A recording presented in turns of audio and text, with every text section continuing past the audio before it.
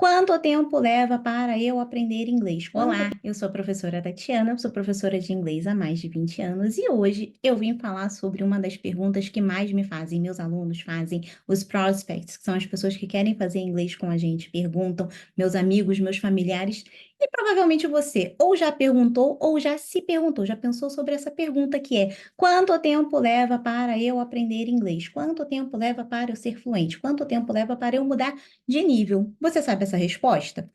Eu sei e eu vou trazer ela aqui. Aliás, hoje eu trago respostas, mas eu vou trazer também algumas verdades. Primeira coisa que a gente tem que levar em consideração quando a gente pensa no aprendizado de uma língua é parar de pensar no tempo cronológico mas no tempo de prática. O que que eu falo como cronológico? Ah, comecei a estudar em 2020. Ah, comecei a estudar em 2018. Comecei a estudar em 2015.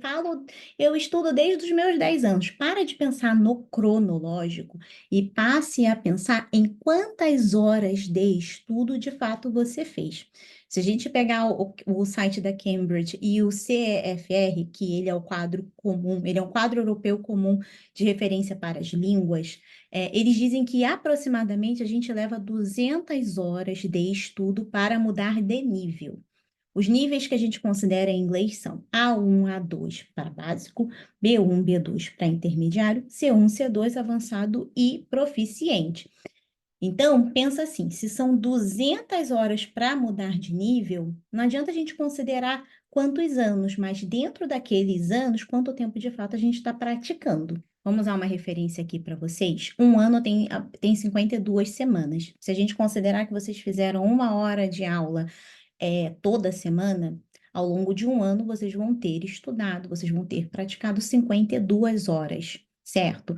Para a gente considerar aquela aproximação de 200 horas para mudar de nível, isso significa que em 4 anos, 52 horas cada ano, eu vou mudar de nível. Ok, isso considerando que eu fiz de fato 52 horas de aula, ou seja, eu não faltei nenhuma aula, fiz todas as aulas, inclusive aquela entre o Natal e o Réveillon. Tá, aqui é só para a gente usar uma referência. Se isso equivale a uma vez, uma hora de aula por semana, 4 anos, se a gente considera 2 horas de aula por ano, por semana, a gente já está diminuindo para dois. Mais fácil fazer assim, né? A gente já está diminuindo para 2 anos para mudar de nível. Se a gente aumentar para três, eu vou parar a matemática aqui, porque eu, né, sou professora de português e inglês, eu não vou passar essa humilhação aqui, né? Nas redes sociais. Mas vocês entenderam, a ideia é, quanto mais horas de aula praticada, quanto mais horas de prática, de estudos, vamos tirar a aula, quanto mais horas de prática, quanto mais horas de estudo, mais rápido vai ser para você mudar de nível, mais rápido vai ser para você se desenvolver, mais rápido vai ser para você ser fluente, mais rápido vai ser para você alcançar níveis mais avançados. Importante lembrar que eu estou usando a referência de horas de aula, mas a gente pode pensar como horas de estudo, tá? Por quê? Porque eu não vou falar aqui para vocês que assim, basta você querer que você vai conseguir. A gente tem que analisar a nossa realidade, o nosso contexto. Nem todo mundo vai dispor de 4 horas semanais para fazer aula de inglês. Nem todo mundo vai dispor de um contexto financeiro, de uma questão financeira, para poder fazer esse investimento, certo? Mas o que eu queria propor aqui é: se a gente entende que quanto mais vezes eu praticar, mais rápido vai ser para eu mudar de nível, para eu me desenvolver, para eu conseguir meu nível avançado, eu tenho que estudar mais. E aí vamos pensar em estratégias para isso. Você pode, por exemplo, fazer 15 minutos de estudo num dia, 15 minutos de estudo no outro e uma hora de aula. Aí a gente já está fazendo 1 hora e meia de aula por semana. E se a gente quebrar e fizer 4 dias de 15 minutos de estudo e mais 1 hora de aula? A gente já aumentou para 2 horas de aula, para 2 horas de estudo durante uma semana, certo? E aí a gente vai encurtando. Eu estou pensando em 15 minutos, pensando assim, numa questão mais simples, numa questão mais possível para todo mundo. Outra coisa que é importante a gente mencionar, que eu estou falando estudo aqui, não necessariamente precisa ser com um profissional. A gente está falando de estudo, de prática. Aliás, um parênteses aqui. Vamos falar sobre aprendizado? Quando a gente pensa no aprendizado de uma língua inglesa, a gente pode pensar no aprendizado de duas formas, de forma passiva e de forma ativa. Passiva é tudo aquilo que a gente está o quê? Recebendo. Então, leitura e escuta, elas estão dentro de um aprendizado passivo. Ativa é tudo aquilo que a gente produz. Então, a gente está falando da fala e da leitura. Não, a gente está falando da fala e da escrita, porque a gente tem que produzir. Desculpa. O que eu quero que vocês entendam é, isso eu falo para todo mundo e eu vou repetir aqui. A gente é bom naquilo que a gente faz. Então, se você só lê inglês, você vai ser bom em ler. Se você só escuta americanos, por exemplo, você vai ser bom em entender americanos. E para falar, e ser bom em falar, e se sentir confiante para falar, vocês vão ter que falar. E aí vocês vão pensar assim, ah, falar é muito fácil, então fala. Como é que a gente faz isso? Hoje em dia a gente tem recursos.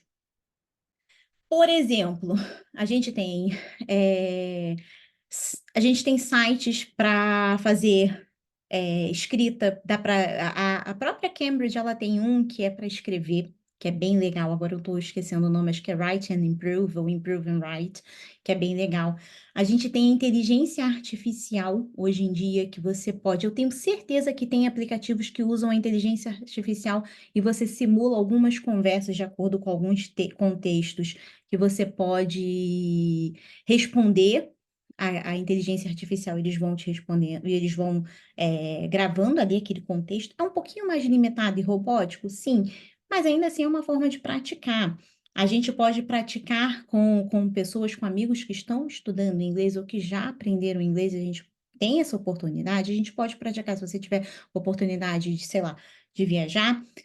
E isso eu estou falando só de fala, mas a gente tem que pensar que todas as habilidades são importantes, certo? Então, tem podcasts, a gente pode fazer exercícios online. Você pode, por exemplo, se você usar as minhas redes sociais, o conteúdo que está aí nas minhas redes sociais, vocês vão achar mais de 100 atividades para fazer, mais de 100 dicas de coisas que vocês podem fazer para praticar nesses 15 minutinhos diários. E aí eu falei diários, mas pode ser em dias alternados, porque, né, a vida é corrida. Mas o mais importante é, a gente tem recurso. Hoje em dia o recurso ele é fácil e na maioria das vezes ele é gratuito.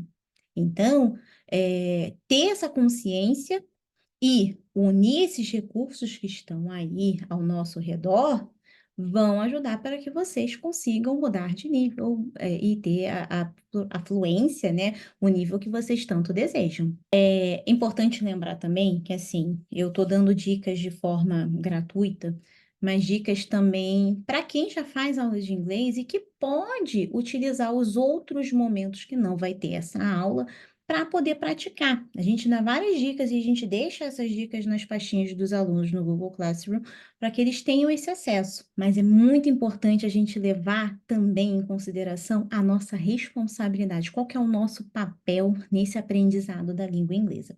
Porque olha só, não adianta nada você ter todos esses recursos, essas opções para estudar. Não adianta nada você ter tempo para você poder fazer isso tudo. Não adianta nada você ter, inclusive, recurso financeiro para fazer isso tudo, se você não entender o seu papel, a sua responsabilidade nisso. Vou dar alguns exemplos aqui para vocês entenderem. Se você não se organiza e não faz suas aulas de inglês, você vai levar um pouco mais de tempo para atingir o seu objetivo. Se você se atrasa para fazer a sua aula, você vai levar um pouco mais de tempo para atingir seu objetivo.